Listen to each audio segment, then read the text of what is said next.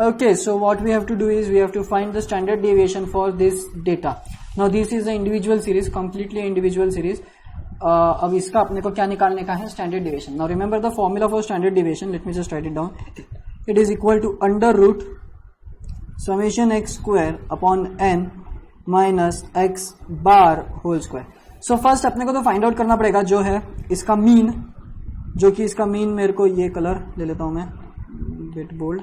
Okay ठीक है. Okay ये मेरा हो जाएगा ब्लू. ठीक है चलो.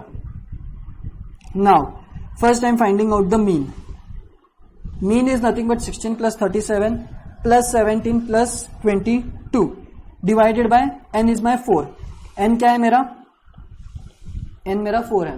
Okay so what my mean will be 16, ये हो जाएगा 22, 29, 51, 68 divided by 4, 17. 68 divided by 4, 17. So now I have my mean. Now I have to find out summation of x square. तो मेरे को पहले x square निकालना पड़ेगा. मेरे को पहले क्या निकालना पड़ेगा, x square, and then उसका फिर summation. Now अब यहाँ पे आप बहुत से टाइम पे अब आपको एक बात नोटिस होगी कि पता है क्या, ये लोग क्या करते हैं generally people, what they do जब थ्योरेटिकल स्टफ रहता है उनका, तो व्हाट दे डू इज वो लोग डी यूज करते, अज्यूम मीन जैसा कॉन्सेप्ट यूज करते, अज्यूम्ड मीन जैसा कॉन्सेप्ट यूज करते, और वो ये पूरे टर्म्स में से बड़ी टर्म को माइनस करके टर्म को छोटी करते और वो डी स्क्वायर लेते और वो डी स्क्वायर को यहाँ पे इंट्रोड्यूस कराते. ठीक है, और जो डी स्क्वायर होता है उतने से फिर उसको वो अल्टीमेटली अरेंज करते हैं. ओके सो एनीवेज अपन वो नहीं कर रहे, अपन यहाँ पे डायरेक्टली ले लेते हैं स्क्वायर. सो 16 का स्क्वायर ले लेते हैं अपन 256 plus 13. It will not hurt just to calculate on calculator, गलत होने से बेटर है, वेरीफाई कर लो. प्लस 484, 289, 169, 256, 1198. इसको मैं डिवाइड करूंगा n से, इसको मैं डिवाइड करूंगा n से. सो मेरे को ये कितना मिल गया, 1198. सो मेरा x स्क्वायर कितना हो गया, 1198 समेशन x स्क्वायर. ठीक है, समेशन x स्क्वायर. एक और बात, अपन एक चीज़ भूल चुके हैं यहाँ पे, ये मैं थोड़ा इधर ले लेता हूँ. ठीक है, ये मैं यहाँ ले लेता हूँ. आई नीड x बार का स्क्वायर, है ना. आई नीड x बार का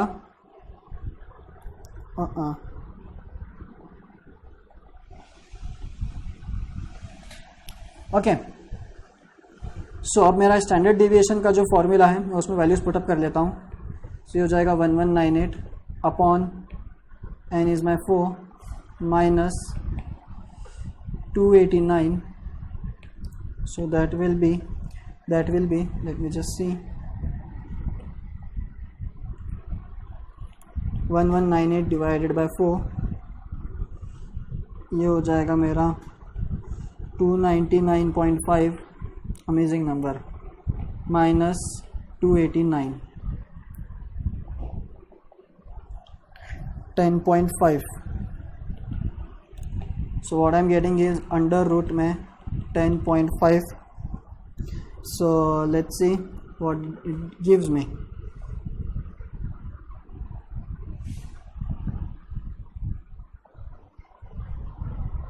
$3.24.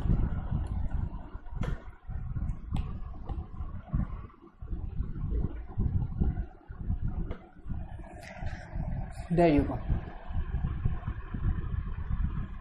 Standard deviation of this series is.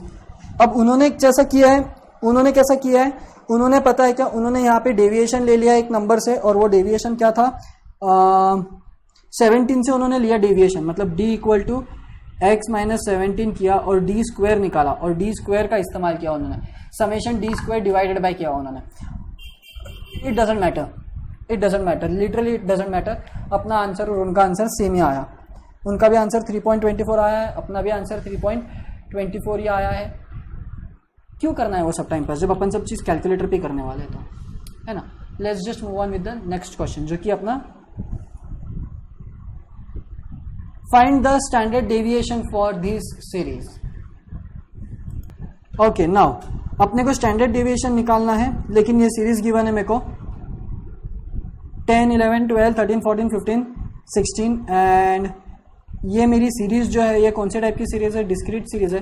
So discrete series के लिए जो मैं सिग्मा निकालता हूँ वो रहता है मेरा sigma F X square upon N minus x bar square. Exactly. So अब मेरे को थोड़ा यहाँ पे पहले तो अब मैं वापस एक और टेबल रिक्रिएट कर लेता हूँ. ठीक है. So why don't I just take this formula completely नीचे. ठीक है, इतना काफ़ी है. Why don't I just take this entire stuff, copy this. What I'm doing is you'll see that abhi paste वहाँ पे ले लो.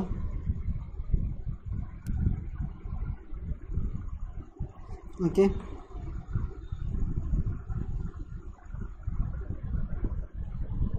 great.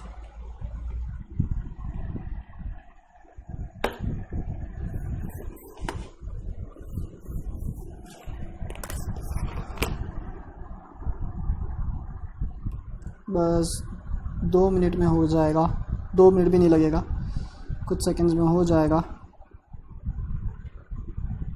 ठीक है, चलो ये मैंने क्या कर लिया मैं आपको बता देता हूँ अभी.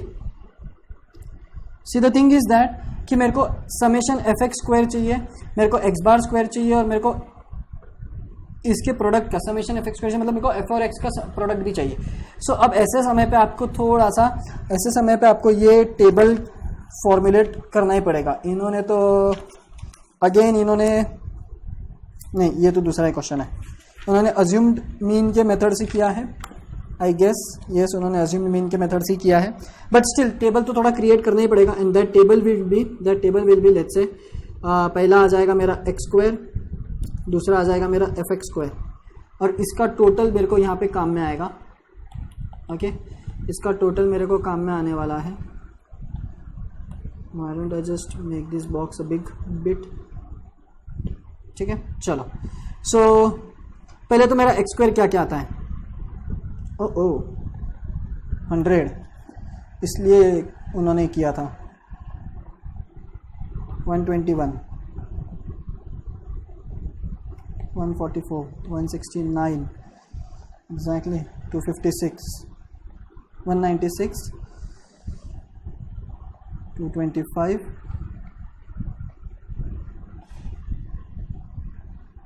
256. ओके, सो ये हो गया 200.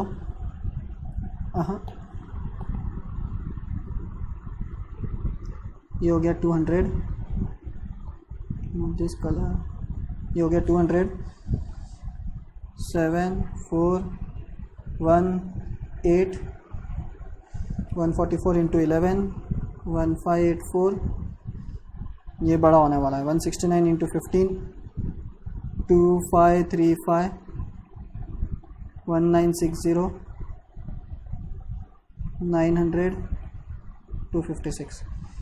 सो ये हो जाएगा 200 plus 900 plus 256 plus 847 plus 1584 plus 2535 plus 1960 हुआ क्या? नहीं, 1960. इसलिए हमेशा सिक्वेंशियली जाने का, नहीं तो अपने को पता ही नहीं चलता क्या क्या ऐड हो गया.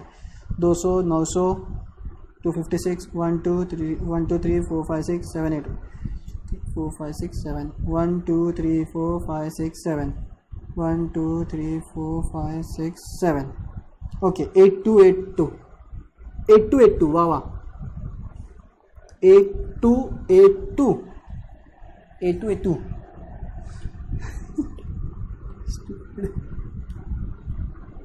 Well, summation f is 9, 20, 30, 19, 20, 50. Summation f is 50. अब ये जो एक्चुअली यहाँ पे जो n है, यहाँ पे जो n है, this my n is what? ये मेरा n is nothing but summation f.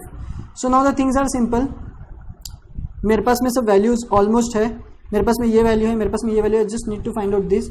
So why don't I just take this as this colour. Now X bar क्या आ जाएगा मेरा सबसे पहले तो वेल मेरा आ जाएगा वो ये दोनों का मल्टीप्लिकेशन 20 प्लस 77 प्लस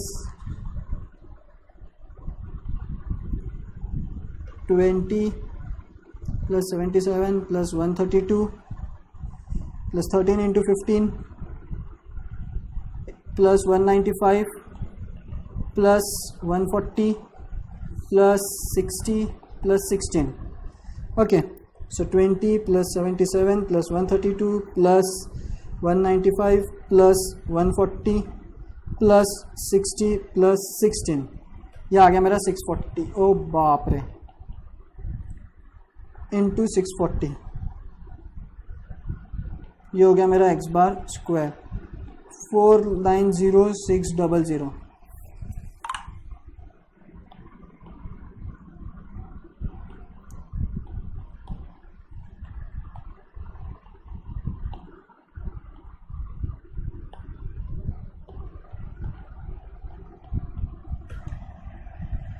तो खैर ना बाकी सब भी तो बड़े बड़े नंबर आ रहे हैं ना.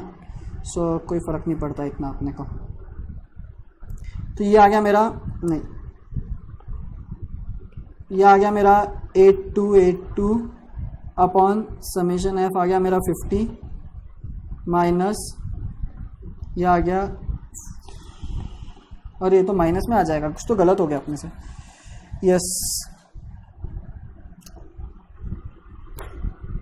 डिवाइडेड बाय 50 कौन करेगा. Divided by 50 12.8. यहाँ पे मीन सही निकला था ना. हाँ मीन तो सही निकला था. यहाँ पे 12.8 आया है मीन. मैं वही सोच रहा था मीन इतना बड़ा कैसे आएगा. 12.8 into 12.8 163.84.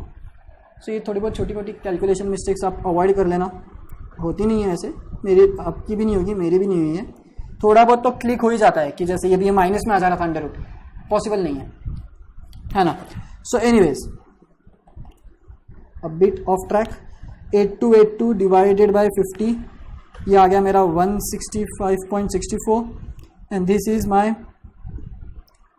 Minus 163.84 minus 165.64 minus 163.84 1.8 under root 1.8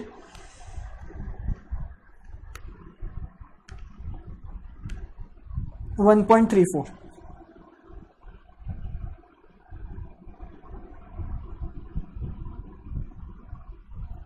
How is that even possible? 165.64 minus 163.84. इनका 13 पॉइंट आ रहा है.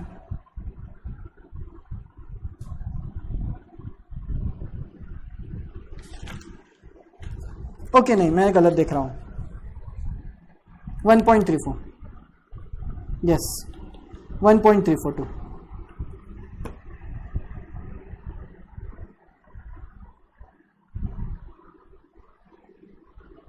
One point three four is the correct answer. थोड़ा लेंदी हो जाता है calculation I know but there is no another way. Okay so what do you get the standard deviation is you get the standard deviation as 1.34. Therefore sigma is equals to 1.34. This is how you calculate standard deviation in discrete series. So yes ये थोड़ा lengthy हो जाता है. Yes ये थोड़ा lengthy हो जाता है. Okay but there is no choice. Now why don't we just come and solve this जो आपके सामने है. ओके मुझे थोड़ा समय दो मैं सारा डेटा क्रिएट कर लेता हूँ टेबल जो अभी मैंने किया. ओके फिर से और फिर अपन वापस आते हैं कैलकुलेशन के पार्ट पे. ठीक है. Okay now I am ready with this table Okay, so we have to find the standard deviation for this data which is a continuous series. और continuous series के लिए अपने को उन्होंने दे रखा है 10, 20, 20, 30, 30, 40 up to 70, 80 and the frequencies are below. We need to find the standard deviation. Now the standard deviation का formula is my sigma is equal to under root summation f small x square upon summation f minus x bar का square, where मेरा जो x bar रहेगा, where my x bar is nothing but equal to summation f small x upon summation f, और इसका जो answer रहेगा उसका square यहाँ पे मैं लिख लूँगा. Well good. सो यहाँ पे आ जाओ.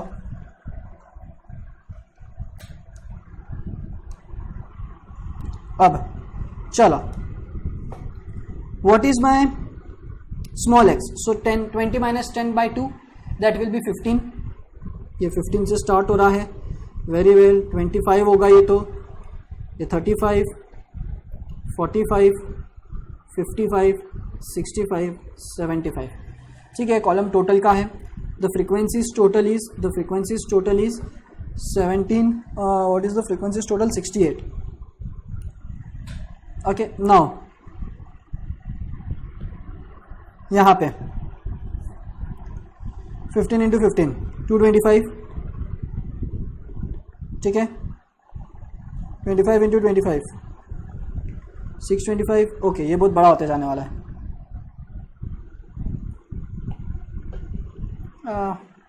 ठीक है, अब कोई ऑप्शन नहीं अपने पास में. नहीं तो एक ऑप्शन अपने पास में ये है कि अपन अज्यूम मीन से कर ले इसको. अपन इसको क्या करें? अज्यूम मीन से कर सकते हैं. सी अज्यूम इन से कैसे होगा मैं आपको अगर बताऊँ तो what you have to do, मतलब ये डेटा खैर अभी इतना एग्जाम में बड़ा आएगा नहीं, अगर आता भी है. ओह, हैरी पॉटर का हो गया तो symbol. If I just you know एक सेकेंड यार, एक सेकेंड मैं जा.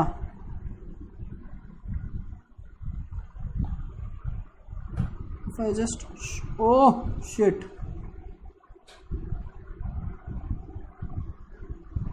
ओह यस, क्या, अरे गया, ये काम से गया है तो हैंग ही हो गया है. तो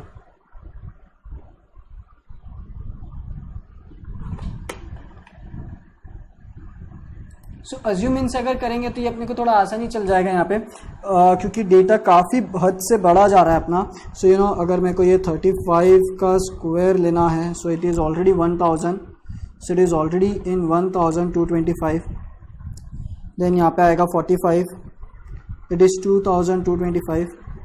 फिर यहाँ पे आएगा 55, 3025. What is it? 4225 and lastly 75, 5625. Well, not that bad. 5 into 225. Let's check this now. 1125. frequency is 12 into 625, 7500.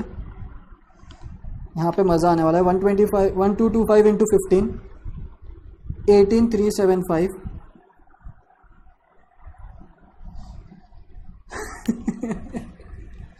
Assume इन से कर लेना चाहिए था ये तो.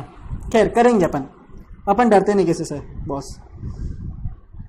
20 इंटू कैलकुलेटर ने साथ देना चाहिए सर बस. हाँ, 40,500 देगा साथ, क्योंकि इतना तो अपना कैलकुलेटर काम करने के कैपेबल है ही. 30250, 30,250. 4225 इंटू 4, 16,900 एंड 5625. बस यहाँ पे कुछ गलती नहीं होनी चाहिए, ना तो पूरा ही वापस करना पड़ेगा. 250. अब इसका टोटल कितना आता है देख लेते हैं. 1125 plus 7500 plus 18375 plus 40500 plus 30250 plus 16900 plus 11250. So it's 1,25,900. 1,25,900.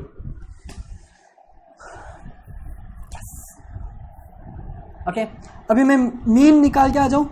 Mean निकाल के आ जाता हूँ मैं, फिर अपन कैलकुलेशन बाकी का करते हैं. ठीक है, आई वुड सजेस्ट कि आप भी कर लो, मैं भी कर रहा हूँ.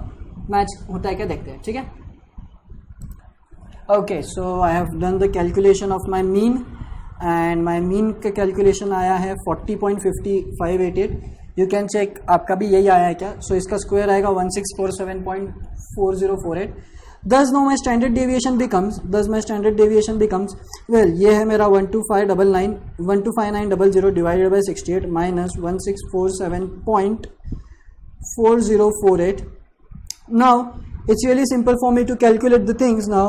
यह आ जाएगा मेरा under root 1851.47, how many digits I'm taking, 4 ले रहा हूँ मैं, हाँ 1647.4048.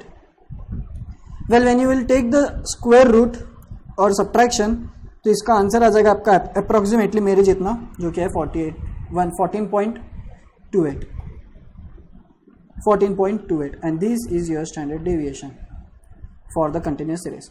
सो what you have to do is you have to calculate this much of amount and आपका फिर यहाँ पे भी कैलकुलेशन होता है और फिर आपका वैल्यूज पूरा होता है. I know it's time consuming but exam में वो अप्रोप्रिएटली देते हैं आपको, भले वो टाइम कंज्यूमिंग दे देंगे बट तो फिर आपके आगे पीछे वाले क्वेश्चंस जो है वो अकॉर्डिंगली एडजस्ट हो जाएंगे. So the thing is that कि you have to do such lengthy calculations in standard deviation. और यहाँ पे आपका ये जो है आपने स्टैंडर्ड डेविएशन 3 अलग अलग सीरीज के लिए सीखा है, तीनों अलग अलग सीरीज के लिए. अभी इसमें आपका ये जो प्रॉपर्टीज के क्वेश्चन है मैं एक्सरसाइज के समय पे ले लूंगा. इसमें इतना कुछ नहीं होता है, बस वो गिवन डेटा होता है स्टैंडर्ड डेविएशन ऑफ एक्स और एक इक्वेशन देते हैं अपने को स्टैंडर्ड डेविएशन ऑफ वाई निकालना है. That is not the big deal अपने लिए, वो अपन बस वैल्यू पुटअप करके आंसर निकलता है अपना, ये अपन कर लेंगे. The thing is that we going to find out the coefficient of standard deviation. Now the coefficient of standard deviation for here is coefficient of standard deviation is going to be sigma upon x bar, which is going to be 3.24 divided by, well, what is my x bar over here is 17. So ये मेरे को दे देगा 3.24 divided by 17. So this is my 0.1905. So ये हो गया मेरा coefficient of standard deviation. And if I want the coefficient of variation, if I want coefficient of variation जो मैंने तुमको बताया CV से डिनोट होता है, you just have to multiply this with 100, so you will get 19.05%. This is my coefficient of variation. Okay, so इस हिसाब से अपना coefficient of standard deviation and coefficient of variation calculate होता है. coefficient of mean variation भी निकाला है, coefficient of quartile variation भी निकाला है, coefficient of range variation आप निकालो, coefficient of range variation आप निकालो, ठीक है, क्योंकि उस समय पे मैंने नहीं निकाला है. सिमिलरली यहाँ पे क्या रहेगा मेरा, तो coefficient of sigma is going to be sigma upon x bar, which is going to be my sigma is 1.34, whereas my x bar is 12.8. My x bar is 12.8, so मेरे को दे देगा ये 1.34 divided by 12.8, which is equivalent to coefficient of sigma is equivalent to 0.1046875, and therefore my coefficient of variation will be 10.46875%. just so remember कि हमेशा percent में रहेगा. Okay, and lastly but not the least, if I want to find the coefficient of, you know what, इतना लिखना,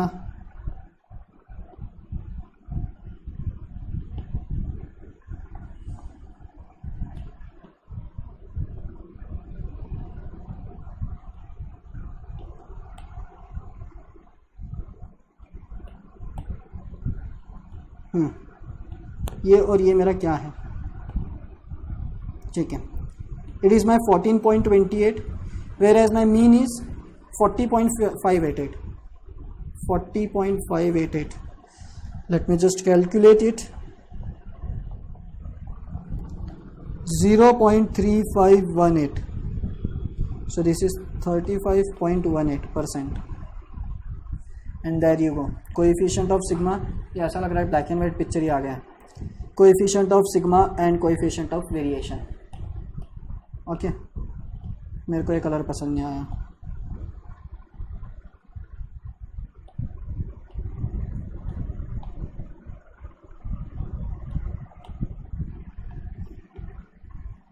ठीक है। सो यहाँ पे आपका ये वाला भी सेशन कंप्लीट होता है अपना काफ़ी लेंदी चले गया ये सेशन, आई नो। तो अपना अभी वरायंस रह गया है। अब वरायंस में आपको बता सकता हूँ, variance is nothing but the square of standard deviation. So आपका अगर स्टैंडर्ड डेविएशन है, ये स्टैंडर्ड डेविएशन ये है स्टैंडर्ड डेविएशन, तो वरायंस क्या होगा? Variance is nothing but square of standard deviation. The variance is the square of standard deviation denoted by sigma square. So अगर आपको मेरे को यहाँ पे पूछा गया है कि व्हाट इज द वरायंस, आपको कभी भी पूछा गया वरायंस क्या होता है, तो आपको क्या निकालना है? स्टैंडर्ड डेविएशन और फिर उसका स्क्वायर।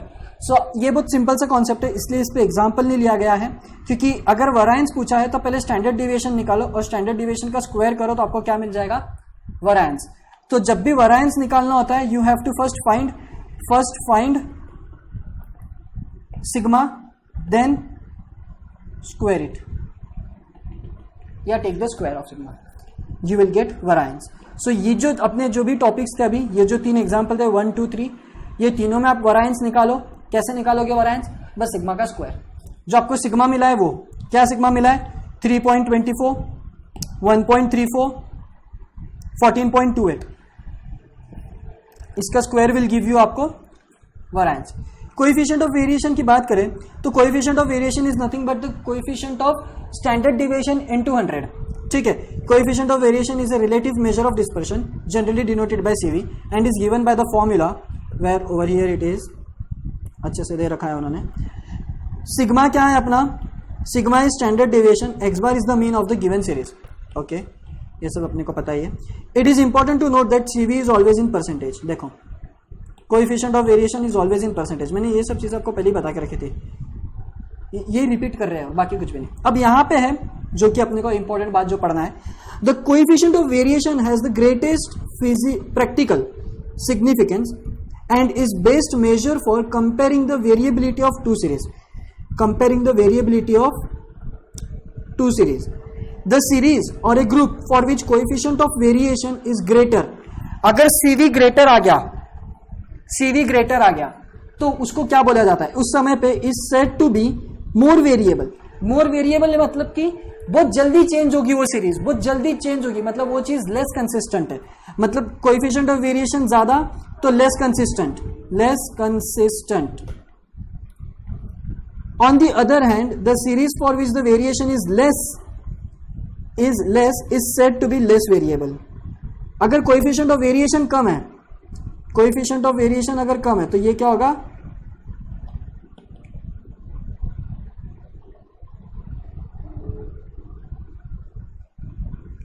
ये लेस कंसिस्टेंट, ये हो गया मोर कंसिस्टेंट। ये क्या बोल रहे सर आप? देखो ऐसा है कि ये मैं आपको बताता हूं, अब भी समझेगा। मशीन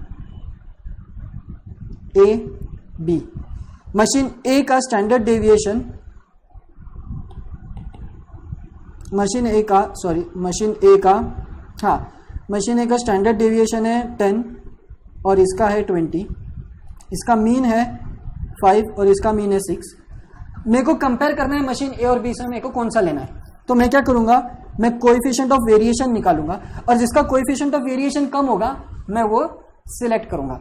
सो मैं क्या कर रहा हूं? सबसे पहले मैं कोएफिशिएंट ऑफ वेरिएशन क्या होता है? Sigma upon x bar into 100। तो ये 10 अपॉन 5 इंटू 100, सो ये आ गया मेरा 200। ठीक है, 200% ऑफ ए। और मैं अब coefficient of variation of B निकाल लेता हूं। ये क्या आ जाएगा? 20 अपॉन 6 इंटू 100, 3 और ये 3 मैंने सही निकाला ना? हाँ ठीक है, 20 डिवाइडेड बाय 6, 3.333 और इसको इंटू 100 कर देता हूं मैं। सो ये हो जाएगा 3.333%।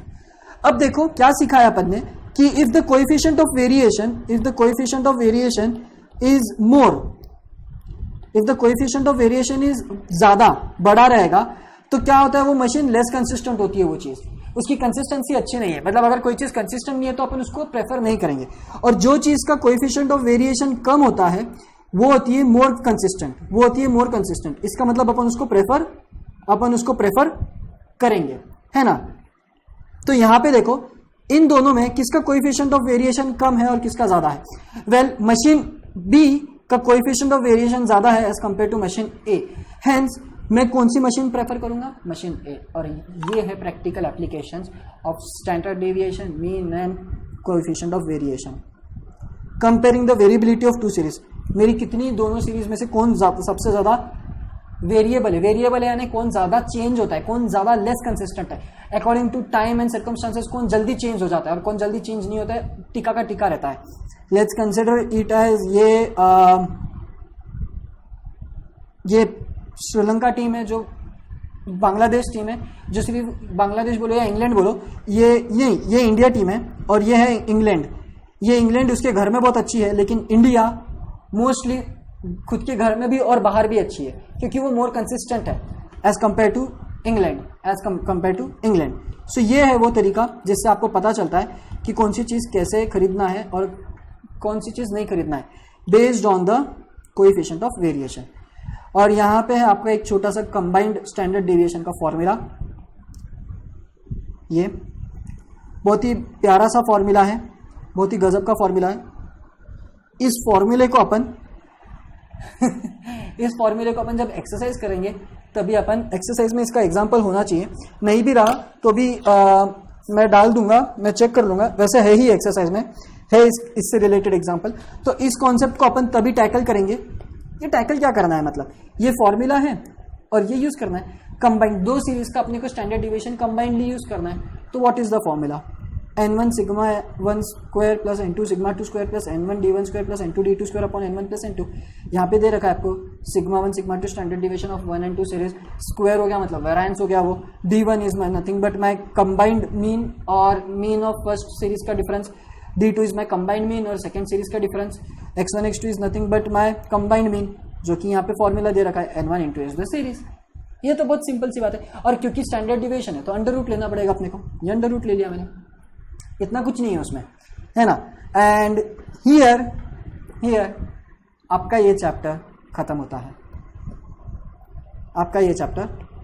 है, आई नो ये सेशन काफी लंबा चले गया, नॉनदलेस अपना ये चैप्टर भी यहाँ पे खत्म हो गया। अब सिर्फ एक्सरसाइज बची है, आने वाले सेशन में एक्सरसाइज कर लेंगे, कुछ दो चार प्रॉब्लम्स में हर एक के ले लूंगा, इसके एक दो प्रॉब्लम्स लेके we will be done with the chapter of measure of centre tendency and measure of dispersion combinedly, क्योंकि कंटिन्यूएशन है वो तुम्हारे बुक में मैंने अलग अलग लिया इसलिए, ठीक है। So that's it from me guys, thank you.